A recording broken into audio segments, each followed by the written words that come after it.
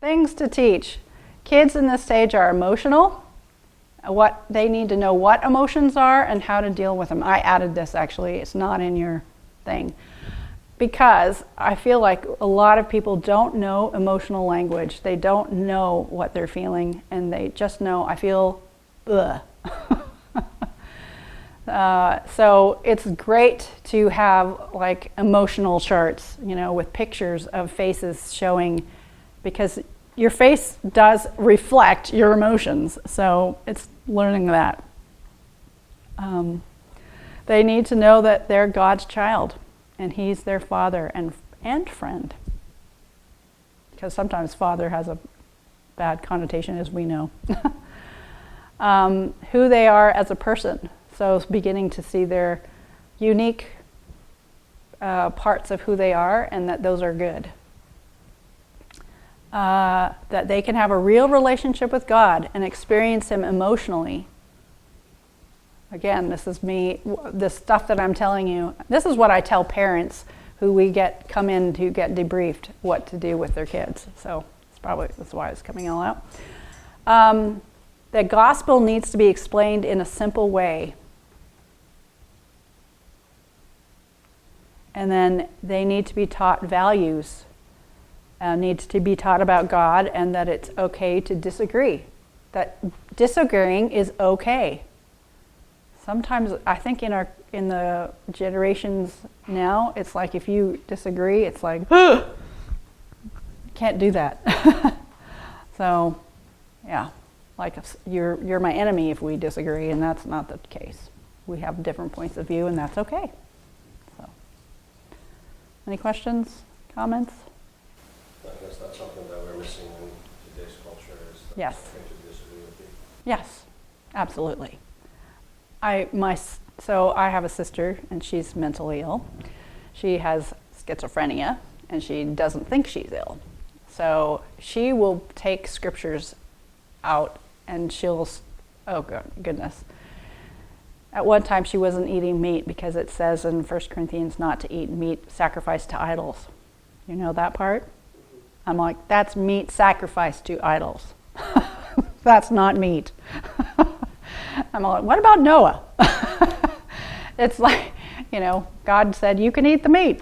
So anyway, she wouldn't get off of that for a while. So I was like, well, Denny, we're just going to have to agree to disagree. And so I often will say that to her very kindly, and then move on.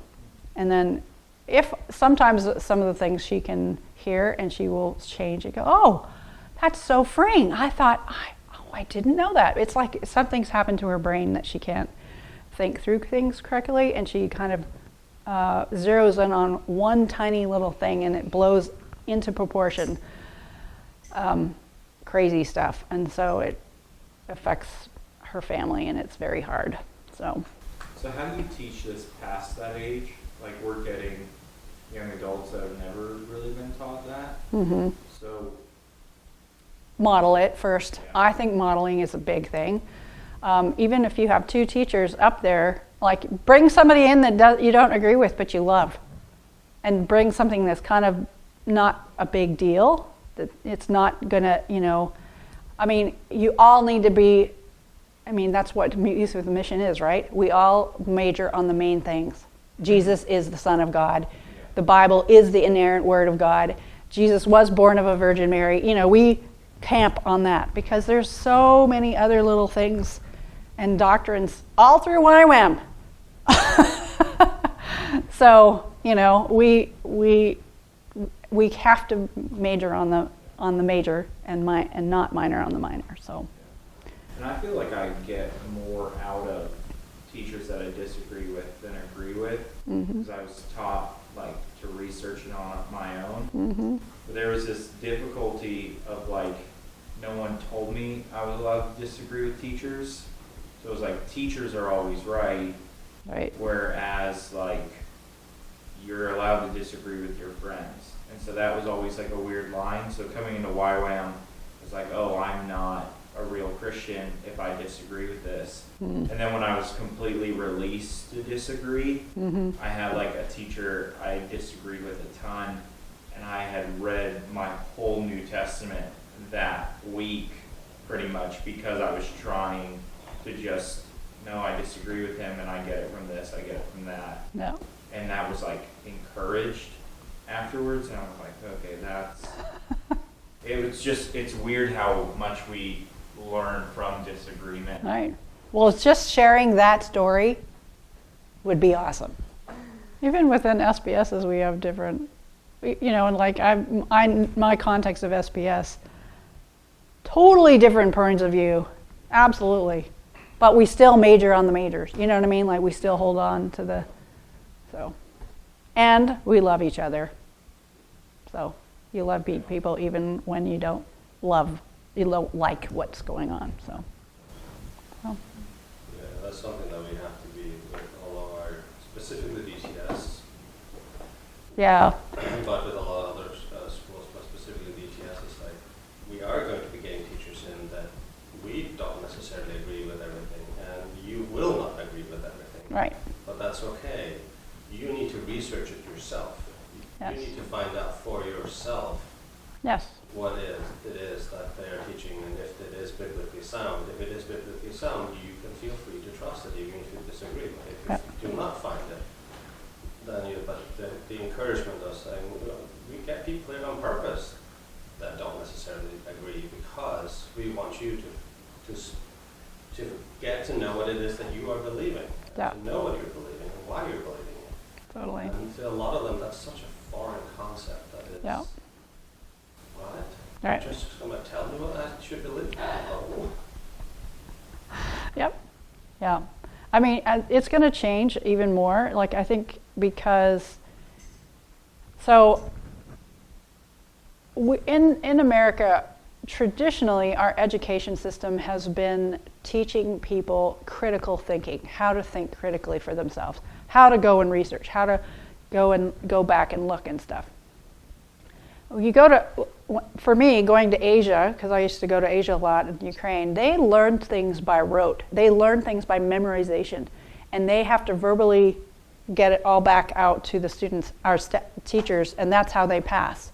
So they're not taught basically how to think critically. And so I think education has been changing in America so that it's more non-critical thinking, and that's what I've heard. I'm not in the classes, so I don't know, but that's what I've heard. And we can see it kind of with social media.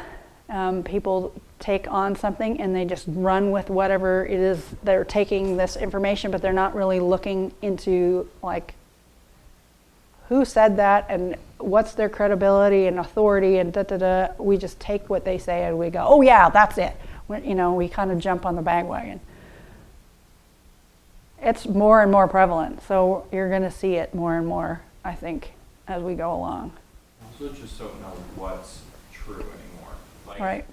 what are you allowed to disagree on and what you're not? Like people, This is so true. like there was a statement the other day when satire becomes news articles, and I was just reading through it, and it was like, we came out with this post 3 years ago. This was a article 2 days ago, and it was like 2 + 2 no longer equals 4.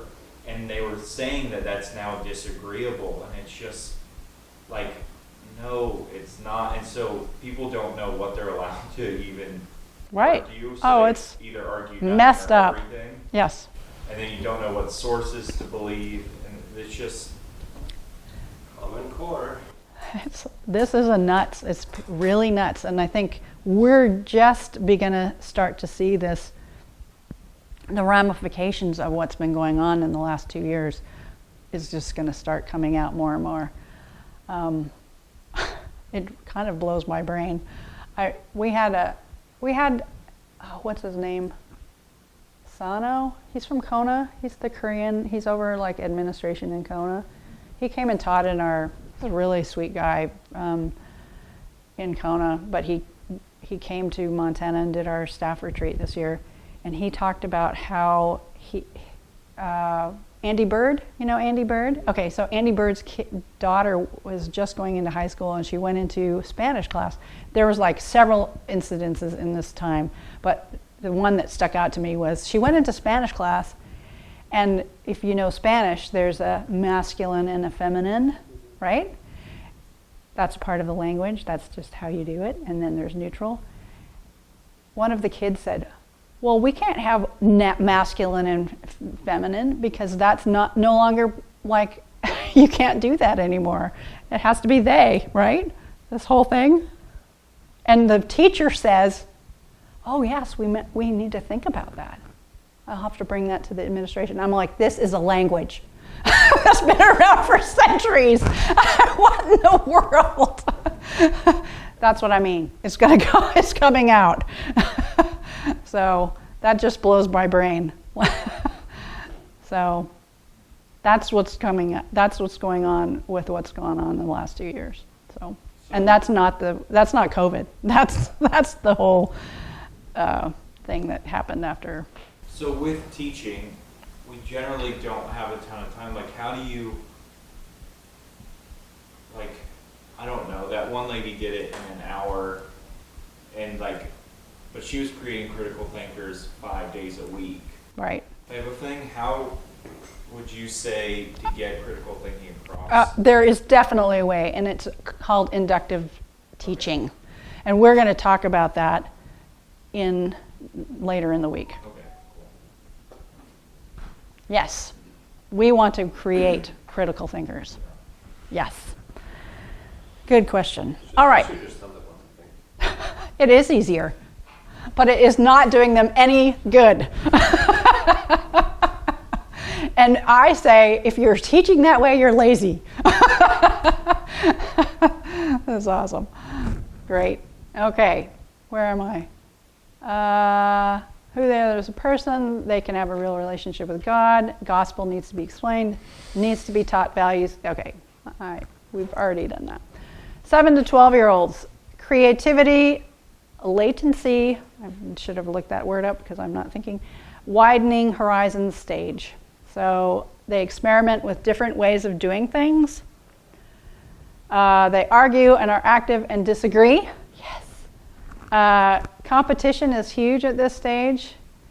So one of the ways I did time classroom management with the 7-year-olds was I would say, okay, everybody, let's sit down. And then whoever did it first, I go, oh, thank you. Noah, thank you for sitting down. You look great. And everybody else would be like, I want to do that. So, now, 12-year-olds, that wouldn't work so well. But that's that competitive, though, that came up. You can do it in different ways with them. Curious about sexuality and may explore and experiment with themselves. This is probably, it depends on the kid, and it depends on what's going on at home and what they've seen as well. But anyway, yeah. Hassle parents' values. So they begin to test the parents' values. That's where you start to see some rebellion sometimes with, I think, the older side of this. But they will, why do I have to go to church? Why do I have to do, those kinds of things. You, as a parent, need to be on it. And you actually need to know that as a teacher. So, if they're saying, why do we have to do this? Then you need to think through, why do we do this? And be honest with them about it. That it has meaning and that it's not just busy work.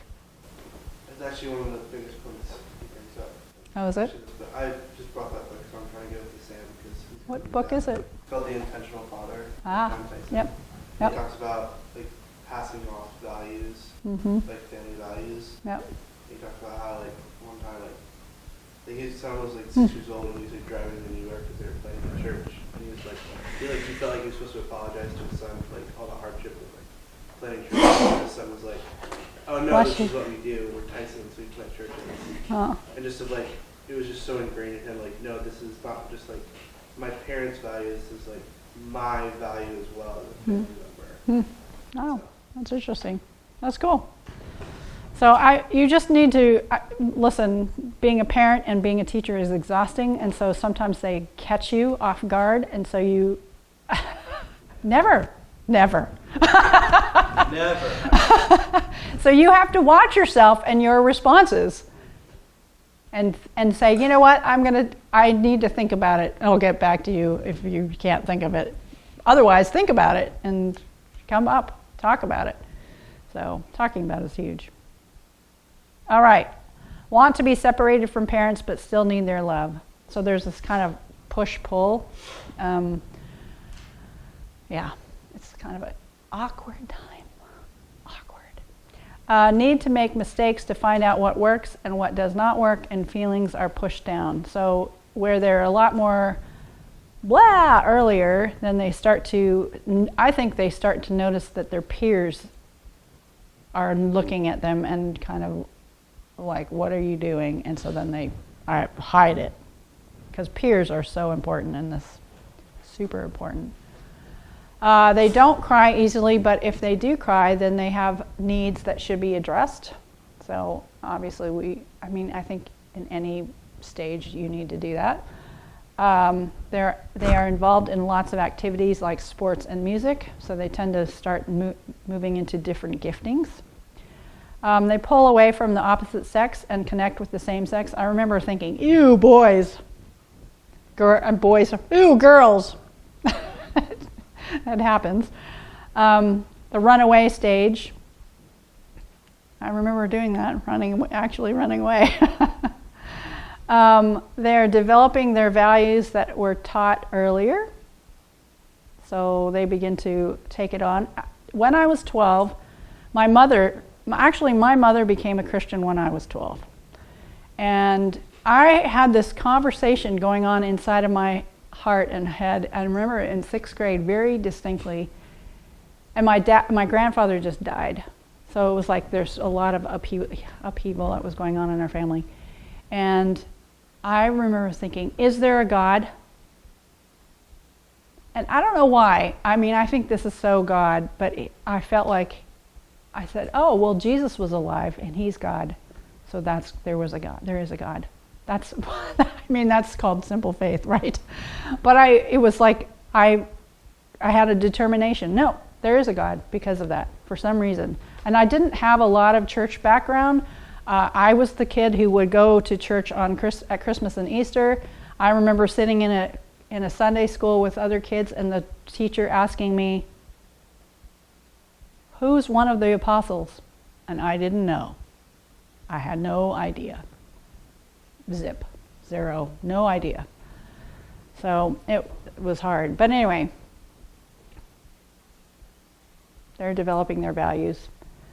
Throughout this stage, they're asking questions like why, how, when, what for.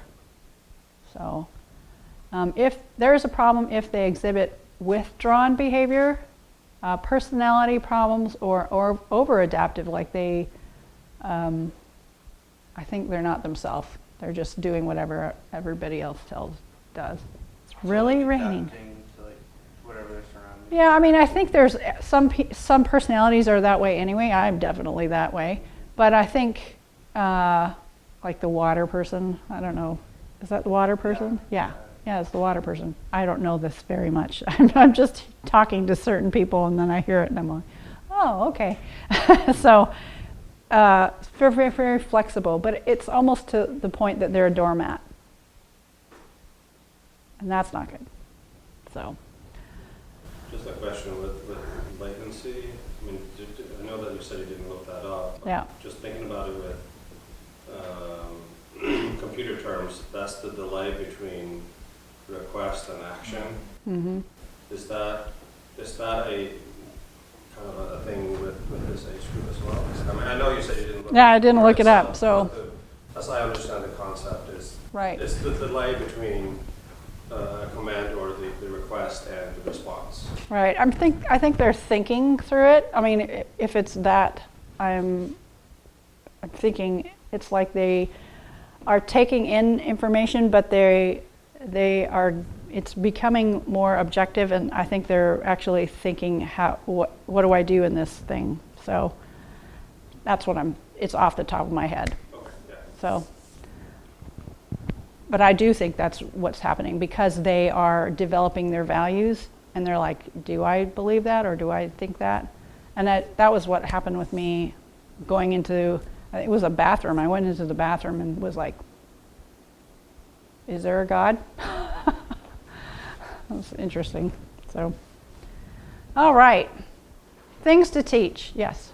You want to go through that? Or you Let want me to just go go through this, Yeah. just this part, and then we'll be done. Yep, sounds good. Things to teach. Ways of God. So a lot about God's character and how he works, what he does. Again, relationship with God, Jesus, and Savior. Do you notice that that's kind of running through a lot of it? Servanthood. So it's a little bit more about how we are in the kingdom of God. God as shepherd. Again, that's kind of the ways of God. Ownership. So that we have, and I would say stewardship, like we have things and we take care of them. Values. That's like how we treat other people. It's whatever. Like it has a very big thing. So, and you know what? You can see your values when you look at your family. And I'm sure you saw this when you got married. Like they don't value that, but I do, because my family did this. I think you said that the other day. You were Katie. I've Yeah. seen that. Yeah. It's probably the biggest. It's the biggest thing that causes conflict in relationships, any relationship. We teach a transition chart, and on the transition we talk about expectations, and expectations are based on our values. We expect this to happen because that's what we value. So I give an example of I lived with someone who I value communication and I value talking with, community, and this person didn't have the value of community or communication. And so I had to adjust it and have conversations with it about it. But anyway. All right. Because their emotions become more suppressed, their mind takes a more active role, so need to teach them things with this in mind. So there you go.